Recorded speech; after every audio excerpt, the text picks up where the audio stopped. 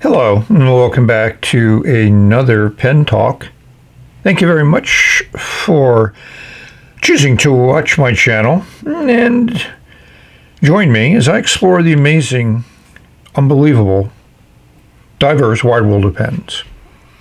And yes, I received a pen, an NPD day. Here, that's redundant. So, Britain said, can I send you the V200, which has been anodized titanium and has incredible nice little colors to it? And I said, certainly. It came in the classic Asvine box in the little clamshell. You opened it up and you'll see something interesting. We have a wrench with two O-rings, and they're blue, not black, and not white or clear. And of course the nice instruction manual, and the pen was secure in this bed. Very good packaging. I like it. It works. When I first reviewed the V200, I wasn't overly impressed, but the pen has grown on me. So I expect this version to grow also. I just like those blue O-rings. A nice little touch. It's interesting to see how the details have come across. And geez, looks like the nib kind of lines up underneath of the clip. The amount of colors in the titanium metal is quite nice. The cap comes off in about 1.5 turns, plus or minus something. And we'll see a nice colored section with a correspondingly colorful nib. It's an Asvine nib, so it just has your standard plastic feet on the other end. And it's like the original pen. It fits nicely in the hand. That section feels good. It could be a little bigger, but that's just me. And with that vacuum piston cap and those O-rings, you can put the pen cap, and it's there securely, but it certainly backweights the pen. And some people have said these O-rings come off, and they've shown that, but I'm not a poster, so I don't think that's going to be a problem with me. And the few times that I've posted my other V200, those O-rings didn't come out. I'm certain they can, but maybe I'm just lucky. Demonstration of the vacuum filler. You'll see there's a piston there, and you turn the knob counterclockwise and it unscrews, and as you're doing that, the piston gets pulled away from the section, and you can see there's a second O-ring down there that seals up the section, so if you're in an airplane or jostling around or whatever, ink won't spurt out. So once this is all the way unscrewed, you pull up this piston, and the first little pull up feels okay, and then it gets a little bit of resistance because the piston is against the side of the barrel, inside the barrel. And as you push it down, it develops a vacuum back here. And with that nib being in ink, it'll pull up about half of the barrel of ink, and you can do a whole bunch of little tricks to get a little bit more than that, but half a barrel is still a decent amount of ink. Let's compare my two V200s. Yes, the anodizing is a subtle but interesting difference. Yeah, those blue O-rings even are more of a significant difference. What's that mark there for? Well, I tried many ups and downs, and I ended up with the same amount of ink in the pen. And both these pens have about the same amount of ink, and I've written a fair amount with the Bach nib, but it's a fine nib, so it doesn't lay down much ink. I don't know. Which one do you prefer? Here they are on Etsy's site, and they're also on Amazon. If you're interested, there's an Asvine store. Crab say we wanted to hold up the V200, so I gave him an opportunity.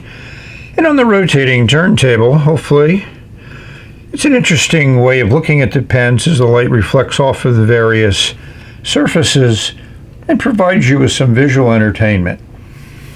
Can you imagine having this pen in your hands? They're great writers. So here I unscrewed the nib assembly for a couple reasons. One, I flushed it and cleaned it. I like the coloring. And this is an Asvine nib. And the other choices, which I have in my other V200, is a Bach nib. I just wanted to show you that the nib assemblies are different. So if you have a Bach nib in your Asvine, you can only replace it with a Bach unless you pull the nib and feed, and then you can replace it that way, but you just can't screw in and out the nib assemblies. The other reason why I did this is to unscrew the vacuum piston, pull it up, and let's say you're wanting to switch inks. So unscrewing the nib assembly allows you to use a syringe like this to use a water flush to get rid of that ink. I find this to be much better than trying to use the vacuum pump to do it.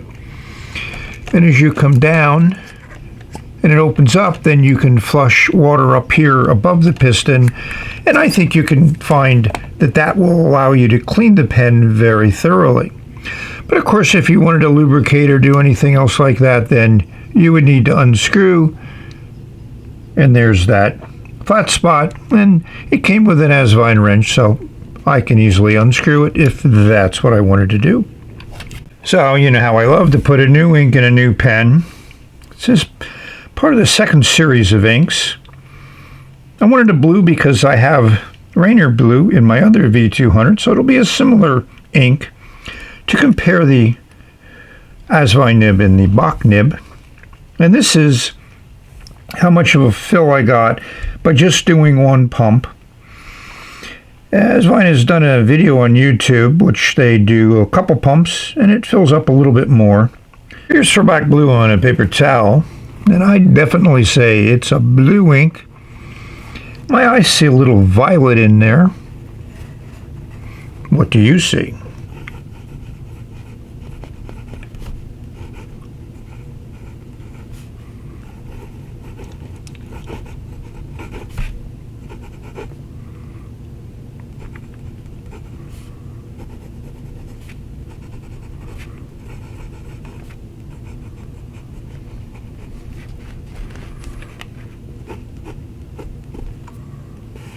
So writing with this pen is an absolute joy,